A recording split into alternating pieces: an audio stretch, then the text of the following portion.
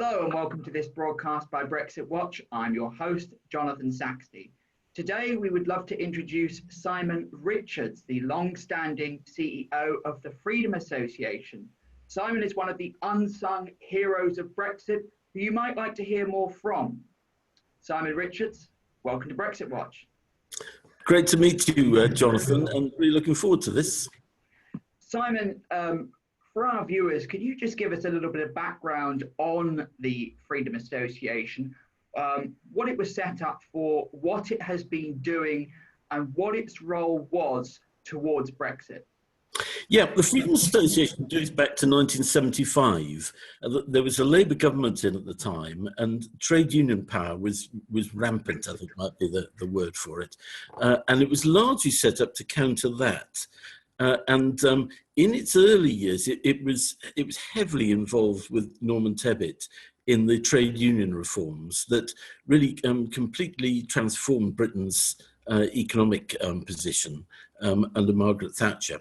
So it took on a lot of battles there. And later on, it was mainly involved in challenging CND over cruise and pursuing missiles, and successful in that as well. And then as time moved on, the EU became a bigger issue. And I think it was quite clear that the founders of the Freedom Association had always been probably what we'd call Eurosceptic. Certainly Norris McWhirter was strongly Eurosceptic and stood actually for UKIP in its early days. So that sort of grew as the EU issue sort of grew, particularly under Maastricht. And by that point, our chairman then was Christopher Gill, who was one of the leading Maastricht rebels.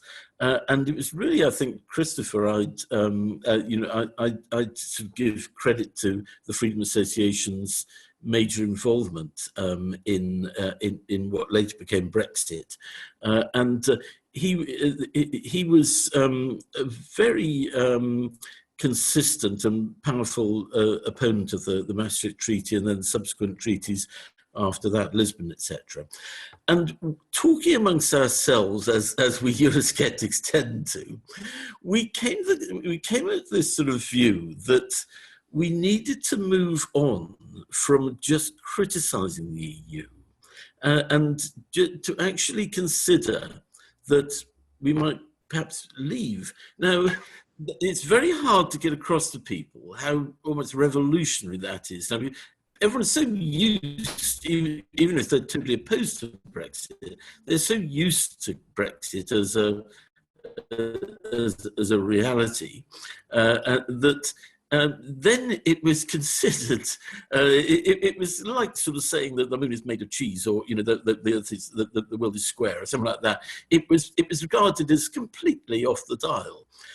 Although everybody admitted the EU was very flawed and that Britain wasn't getting a good deal from it, nobody went to that further stage. It's like this sort of step into the dark. We didn't know what sort of beasts might lie in the darkness. And so what we started off, it was actually, I think, at a Conservative Party conference in, I believe it was 2005. I may have got that wrong. Up in Blackpool. We put out a sort of one of these ad vans saying, would we be better off out of the European Union? And from that developed the Better Off Out campaign. Now, by the way, I don't claim, that we invented that term. I think probably Lord Pearson may have been the first person to use it. But the term Better Off Out in different contexts is something people recognised. So it had immediate traction. People say, well, you're better off out of any event. You might be better off out of a war or something like that, or better off out of a fight, whatever.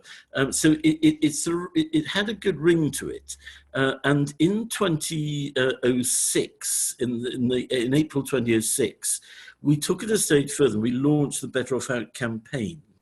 And the main man in that, I have to say, although Christopher Gill was, I think, the main force behind it, Mark Wallace by that time was involved with us and was put in charge of running that campaign and played a key part in it and in making it a very sort of outward-looking, forward-thinking campaign. We didn't want to be just slagging off the EU. Everybody did that. We wanted to be saying that it was in there in the words, better off out. We want to emphasise that being better off, not just for the UK, but for people in the third world, for example. So what happened in April, Philip Davis, who in his maiden speech, brilliant maiden speech, by the way, worth reading to this day, said that he had no wish to be on the front bench, which put him beyond the power of the whips. And he also stated then that we should leave the EU.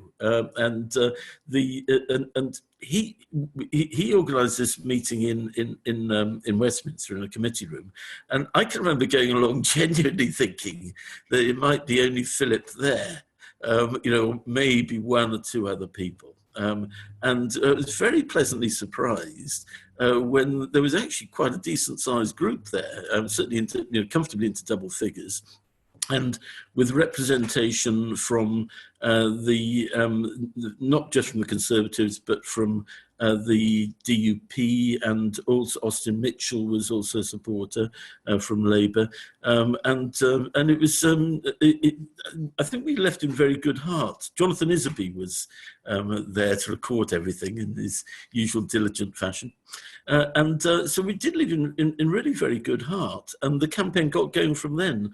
And then at the next Conservative Party conference, we had a big fringe meeting, and because we started churning out the literature and everything, and we then set up a Better Off Out group in the House of Commons of peers, and Lord Vince and Lord Stoddart are amongst the leading people there. We had MEPs like Dan Hannan and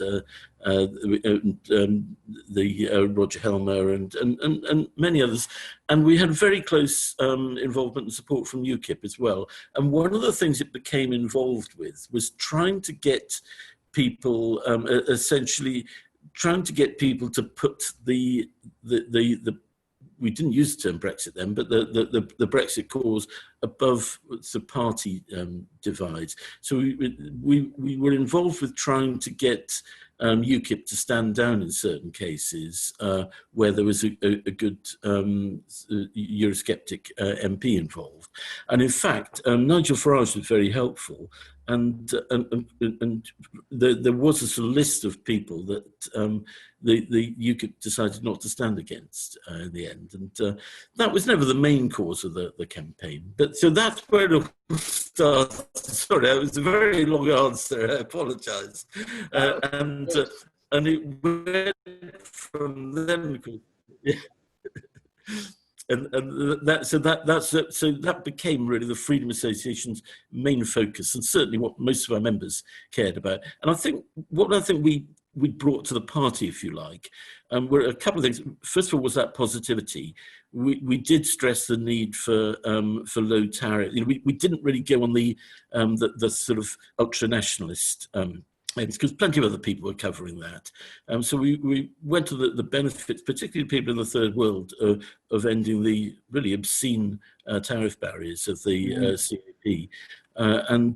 And always kept trying to emphasise the positive. And the other thing I think that we were very unusual in the Eurosceptic side is that we constantly tried to urge everybody to work together on our side. So we never attacked anybody else on the Eurosceptic side, never criticised them. We always tried to get everyone together. That, I have to say, was a completely thankless task, but one which I don't apologise for doing. Simon, it sounds as if you were very proactive. You took sort of an idea that was floating around and sort of gave it some, really fleshed it out. When you look at Brexit and what has taken place in terms of the whole movement, going, as you say, from being on the fringes, and then sort of veering off the reservation of received wisdom with your movement, can you believe it, or is it something you kind of thought was, yes, this inevitably will happen? I think I didn't believe in absolute inevitability, but I did think there was a high probability, if I put it like that.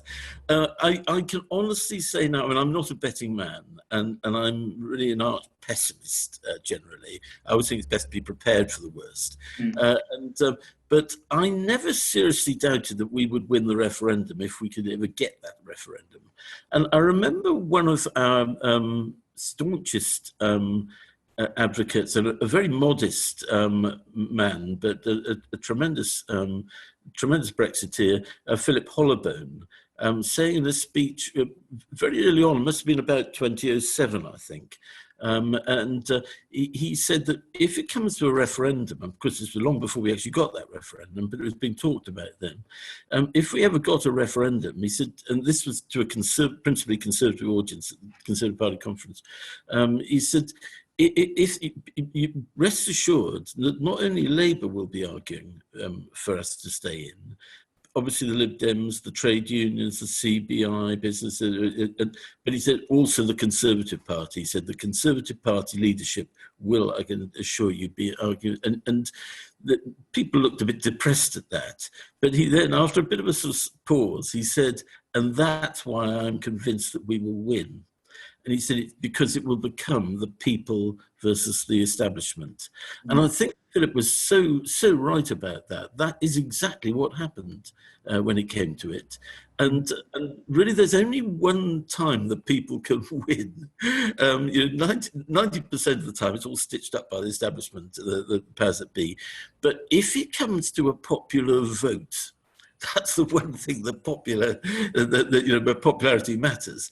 And so I always felt for that reason we'd win. And if you look at polling during in the sort of 10 years before the referendum, the anti-EU feeling was growing almost day by day practically for about 10 years. It only very rapidly reversed when UKIP became immensely successful, and Nigel Farage became the sort of the bête noire of the Remainers, and they launched. I think they started to be frightened, and they launched into real massive attacks on Farage and UKIP, and that sort of got the left more motivated. And it was only very, very late on that polls started looking, much more even. But if you look at the balance of polling over sort of 10 years before, it was heavily for getting out if we ever got the chance. So when it came to the referendum campaign, I was really against. I prefer to be pessimistic, but I felt very confident. And what was striking was the friends of mine, such as Ewan Stewart, who were based in the city of London, somebody whose opinion I very much respected. It was every bit as anti-EU as I was.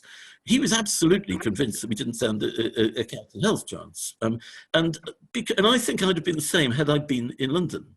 And I think it's significant the Freedom Association for a long time has been based outside London. When Christopher Gill was running it, it was in Bridgnorth. When I've been running it, it was in Cheltenham, Gloucestershire. Andrew Allison has now taken over. It's based up in Yorkshire.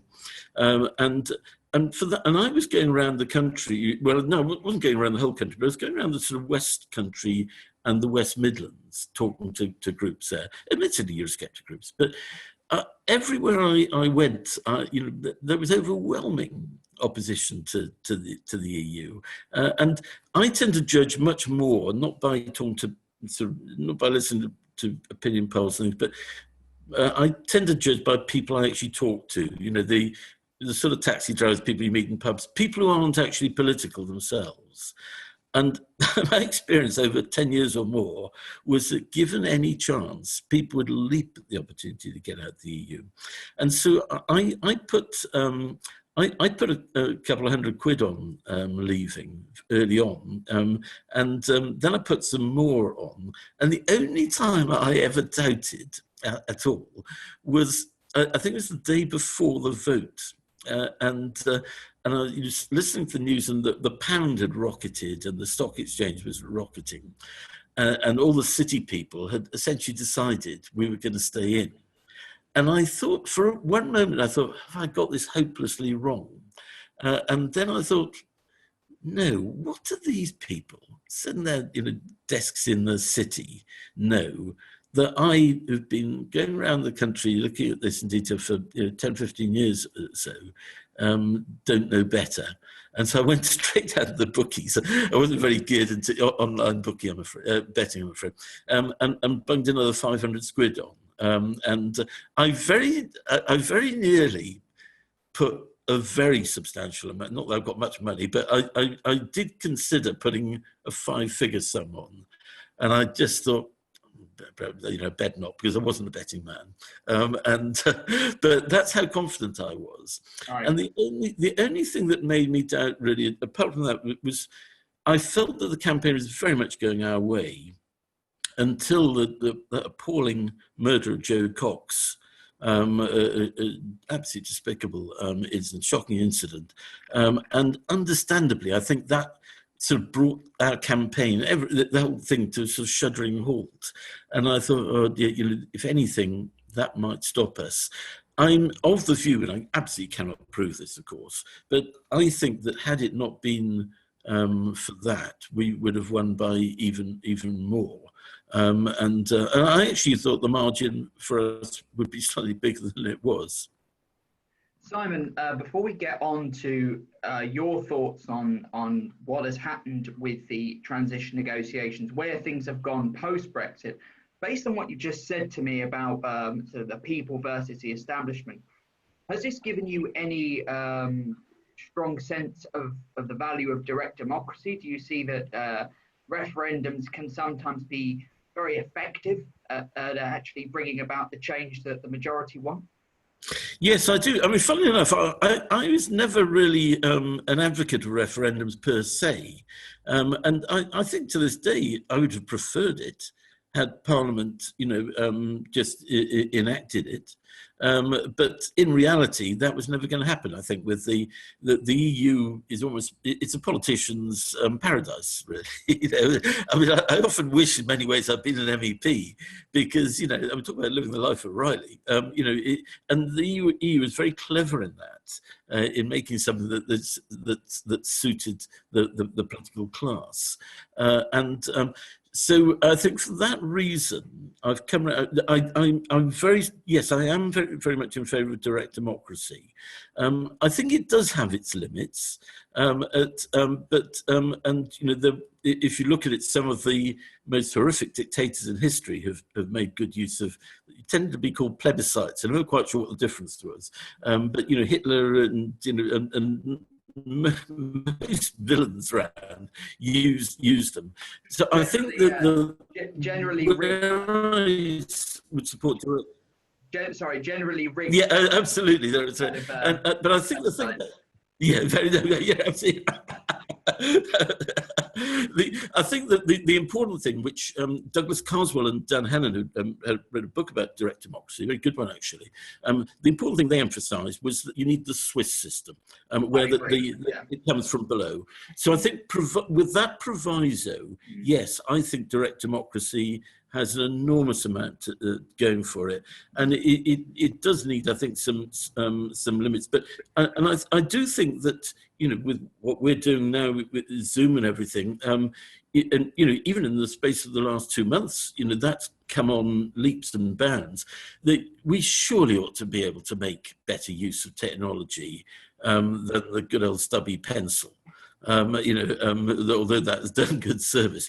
So yes, I actually think that's crucial. Currently, the UK is obviously in this transition period that's due to end at the end of this year. During this time, the UK remains in the single market and the customs union. That's all going to come to an end at the end of this year. So we are told. Obviously, the deadline for extension passed in June. It sounds as if negotiations haven't gone exactly to plan.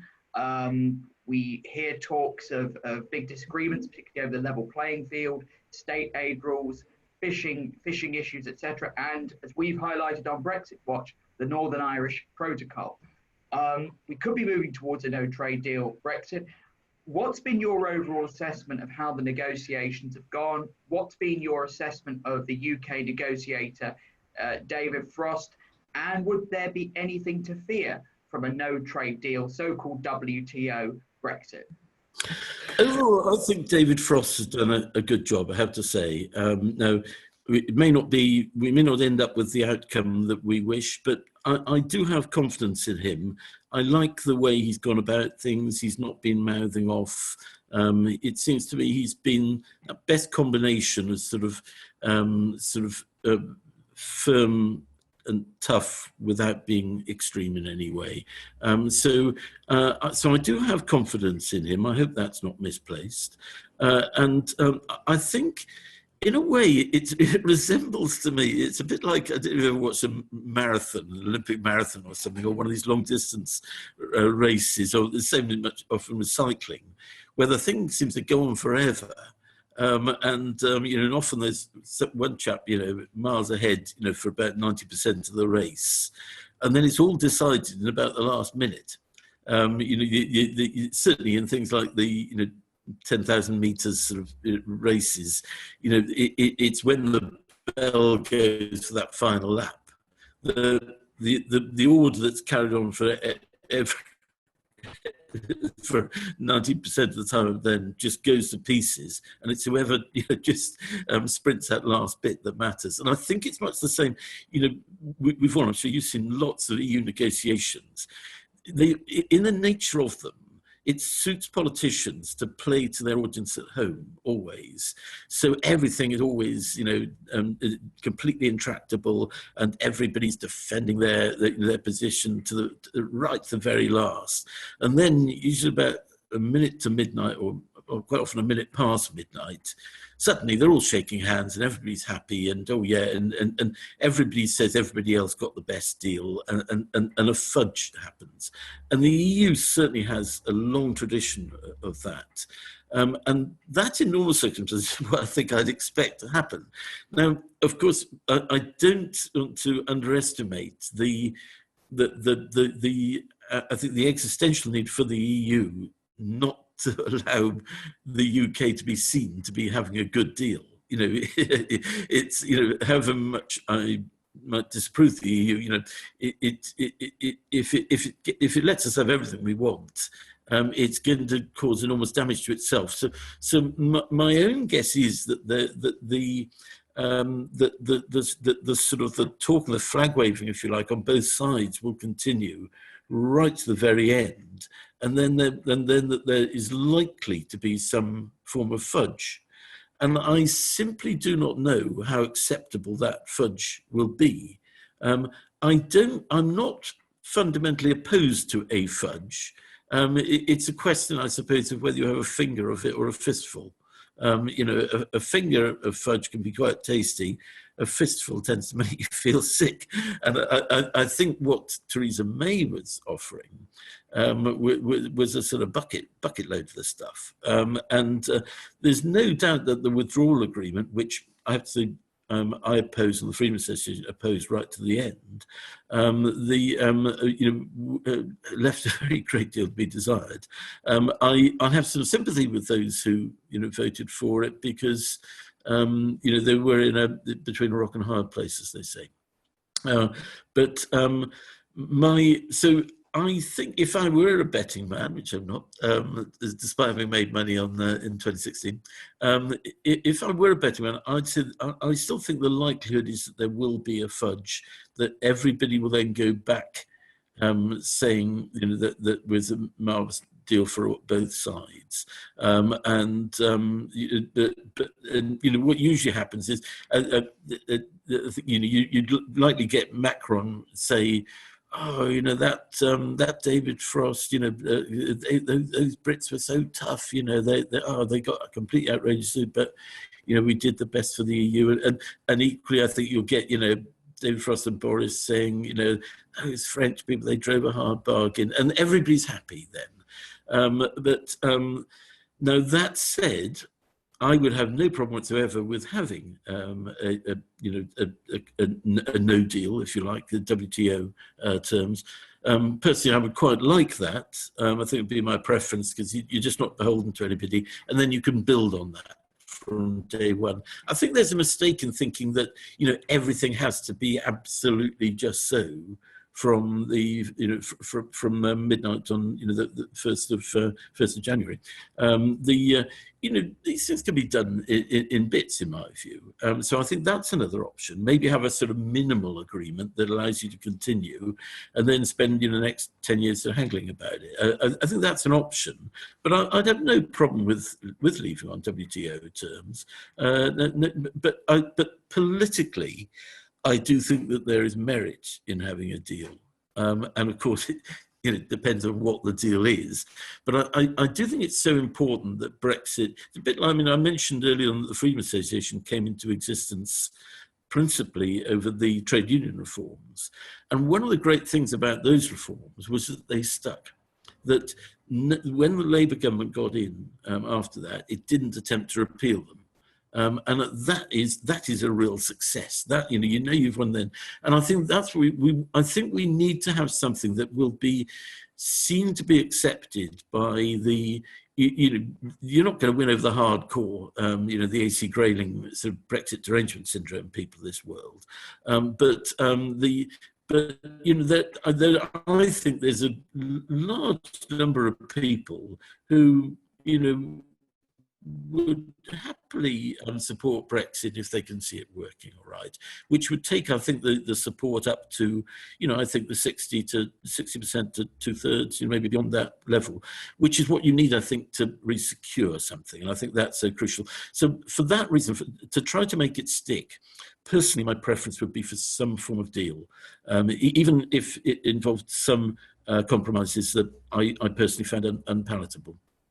Simon, based on the conversation we had just before we pressed the record button, you can remember a time when the UK was much closer to the Commonwealth. Many have said that when Britain sort of went all in on the European project, we turned our back on the Commonwealth countries, principally the likes of Canada, Australia, and New Zealand.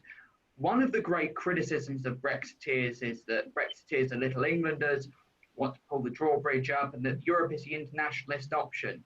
I'm going out on a limb here. I think you probably would say that is wrong, that actually the Brexit enables Britain to be global Britain again, rather than a European Britain. What are your hopes for Britain's relationship with the Commonwealth and looking out to the wider world? I think, actually, Jonathan, we're probably very much in agreement on this. I think the points you make are absolutely correct. We have been little Europeans of late. Now, when you look at people like Dan Hannan and so many other Brexiteers, they're often people, with a huge understanding of European history and culture. Actually, I'd include Nigel Farage in that too. I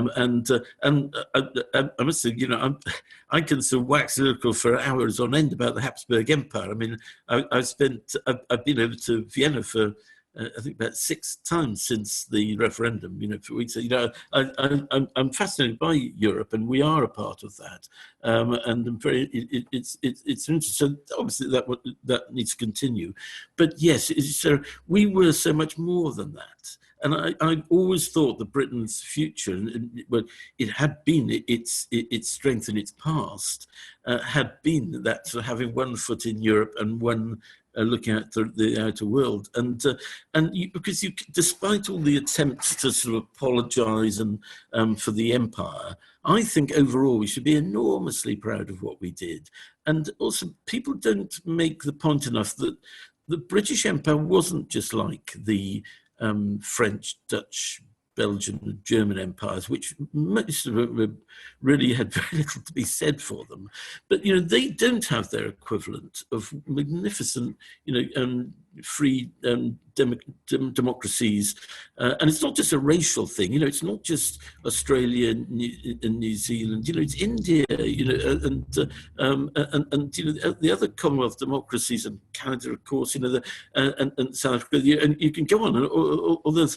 And we created something very special there, and there's no doubt. I was listening to an interesting BBC program actually, unusually, about Brazil a while back, and they're saying that quite a few Brazilians say, if only we'd been colonized by the Brits, not the Spanish. And it's a fair enough point. Portuguese, I think, in the case. I beg your pardon. Of course, you're quite right. Sorry. I do beg your pardon. Of course, you're quite right, Jonathan. Sorry. It would have made an enormous difference. And because, you only got to compare the United States, to Venezuela, and you can see that. So I do think, and again, I'm not trying to make a racial point. It's all about our belief in... Well, of course, Simon, Australia, Canada, New Zealand are quite multi-ethnic societies now anyway. They've been very open to the world. So they certainly not... you wouldn't call them monoracial by any stretch. But yes, no, Very good point. Yeah, no, it's an excellent point. So I think, so yes. And the thing is, history can change. If we'd been having this conversation... and I can remember this when I was growing up back in the 1970s. We'd be talking about being worried about the Soviet Empire as there was. It was taking over half of Africa. It was a huge threat to us. Things change. I can remember back in the 70s, again, people said, Japan was starting to encroach on America, that might overtake America in economic terms quite shortly, the rate things were going. That didn't happen. Things change. And I think, again, that's people sort of writing off the Commonwealth. It's true enough, I think, that at the end of the 1970s, I think Britain had lost its self-belief, it had lost its world outlook. I think it was essentially down to that lack of self-belief. And because Margaret Thatcher has restored a great deal of that. And so I completely agree. I would like to see us not just pay lip service to the Commonwealth, but to really get active in it and to really build up our relations with our great friends in those Commonwealth countries, which of course all have far better growth rates and have so much more in common with us. And so that's not that's not an anti-European thing. I think it's important that we have close and friendly links with our friends in Europe, and they should be friends. And I think once we're out of the EU, we'll stop constantly arguing about quotas and money, and actually see the things that, we have in common. There's so much we can learn from them. I mean, going over to Austria, for example. I mean, their infrastructure, their rail system, and so much of what they do is much better than what we do. And we can learn from that. We don't have to be part of the same state to do that. So I think you're so right. Now, I think it's an incredibly exciting thing, the Commonwealth. I mean, my erstwhile colleague, Rory Broomfield, who ran our Better Off Out campaign, he's very actively involved in trying to build up links with the Commonwealth. Simon, that sounds like a good, strong, positive note on which to end. So, Simon Richards, thank you for your time today. Thank you, Jonathan. It's been a pleasure. And thank you for watching. You can find out more at www.brexit-watch.org. You can also find us on Facebook and on Twitter. And as always, please subscribe to our YouTube channel. Until next time.